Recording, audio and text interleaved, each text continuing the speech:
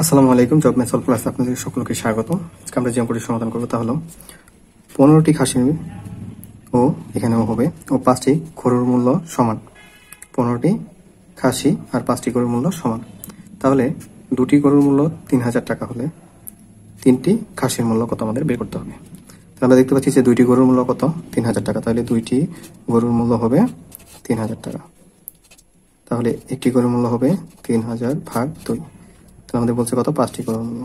তাহলে 5টি গরুর মূল্য হবে 3000 ইন্টু 5, নিচে কত 2। আমরা 2 দিয়ে যদি কাটি কত হয় 1500। তাহলে 1500 5 দিয়ে গুণ করলে কত হবে 7500 টাকা। তাহলে আমরা বের করতে পারলাম যে 5টি গরুর মূল্য কত, 7500 টাকা।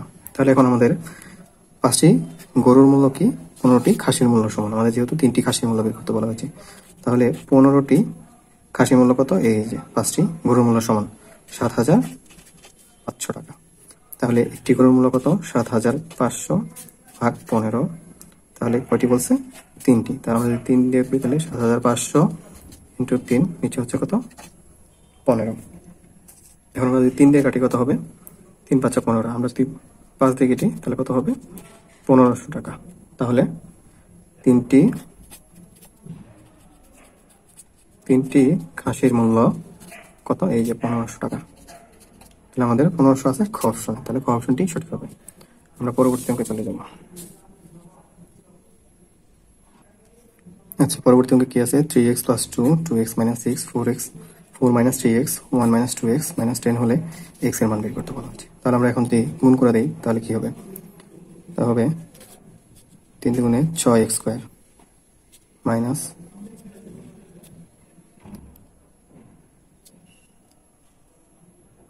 তারপরে হবে 3 6 18 x plus 2 × 4x minus 6 × 12 equal to, যদি এটা গুণ করি কত হয়, 4 একে 4, তারপরে হবে মাইনাস 4 × 8x।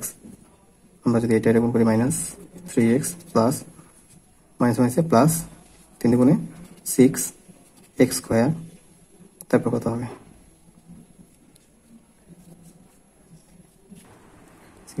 -10।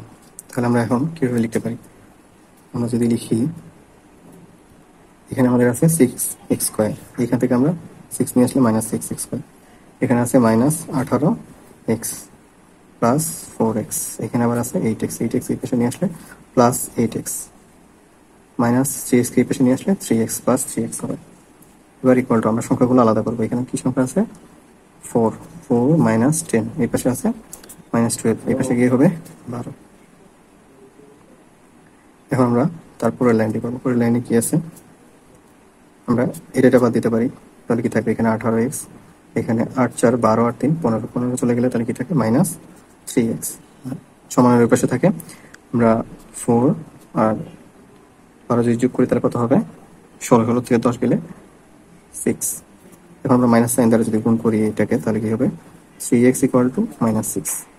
এবার কি লিখতে পারি, x = আমরা যদি 3 দিয়ে ভাগ করি -2, তার মানে x = কত হবে -2। হয়ে যায়, আমাদের ক অপশনটি সঠিক হবে। আমরা পরবর্তী অঙ্কে চলে যাব। পরবর্তী অঙ্কে কি আছে, একটি বৃত্তের ব্যাস দ্বিগুণ করলে বৃত্তটির ক্ষেত্রফল কত হবে। তা আমরা এটা জানি যে বৃত্তের ব্যাস দ্বিগুণ করলে ক্ষেত্রফল হয় কত গুণ, 4 গুণ। তাহলে আমরা দেখি এখানে কি আছে, মনে করি বৃত্তের ব্যাস যদি 2r হয় এবং ব্যাসার্ধ যদি r হয়, ক্ষেত্রফল হবে πr²। তো বলতে পারি যে ব্যাস দ্বিগুণ করলে ব্যাসার্ধ দ্বিগুণ হবে, অর্থাৎ ব্যাসার্ধ কত হবে 2r হবে। ব্যাস যদি দ্বিগুণ করি ব্যাসার্ধ হবে 2r। তাহলে নতুন ক্ষেত্রফল কত হবে, পাই 2r² = পাই ইন্টু 4π² = পাই 4πr²। তাহলে আমরা দেখতে পাচ্ছি যে ব্যাসার্ধ যদি দ্বিগুণ হয় তাহলে আমাদের ক্ষেত্রফল কত হবে, 4 গুণ হবে। কত গুণ হবে, 4 গুণ। ধন্যবাদ।